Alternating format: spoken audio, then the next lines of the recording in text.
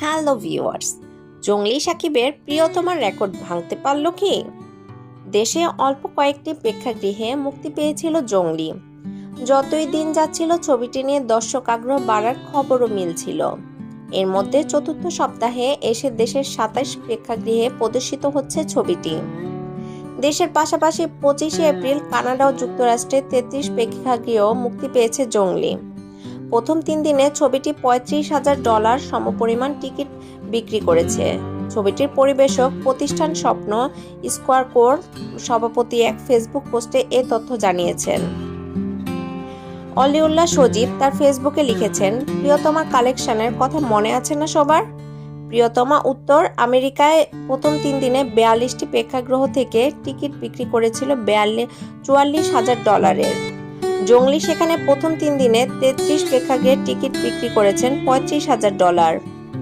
জংলির আয় বলতে গিয়ে প্রিয়তমার কথা মনে পড়ল, কারণ প্রিয়তমা সিনেমায় যে মায়া দর্শক টেনেছিল, জংলির বেলায়ও দর্শকের সেই একই রকম এক টান দেখা যাচ্ছে। এবারের টান জংলি পাখির মায়ার টান। মানুষ আসলেই মুগ্ধ হচ্ছে। বাংলাদেশের মতো এখানেও একই রকম ভাবে সবাই সজল চোখে হল থেকে বের হচ্ছে।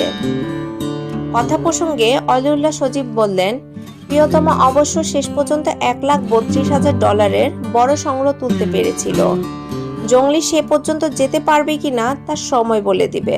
তবে উত্তর আমেরিকার বক্স অফিসে বাংলাদেশের সিনেমা জংলি $1,00,000 ঢুকবে কিনা তা বোঝা যাবে এক সপ্তাহ শেষে। প্রথম সপ্তাহের আয়ই মূলত একটা ধারণা দেবে কতদূর যাবে জংলি। তবে একটু বলা যেতে পারে, জংলি একটা চমৎকার অভিজ্ঞতা দিচ্ছে বক্স অফিসে। এই দারুণ যাত্রা চলতে থাকুক। এম রহিম পরিচালিত জংলি সিনেমায় অভিনয় করেছেন সিয়াম আহমেদ, শবনম বুবলি, দিঘিও পাখি চরিত্রে রয়েছে শিশু শিল্পী নৈরিতা। ছবিটি প্রযোজনা রয়েছে টাইগার মিডিয়া ও MIB স্টুডিওস। ধন্যবাদ। যদি আমার ভিডিওটি আপনাদের ভালো লেগে থাকে তাহলে অবশ্যই একটা লাইক, কমেন্ট এবং শেয়ার করে পাশে থাকবেন। আর হ্যাঁ, আমার চ্যানেলটি সাবস্ক্রাইব এবং বেল বাটনে চাপ দিতে অবশ্যই ভুলবেন না।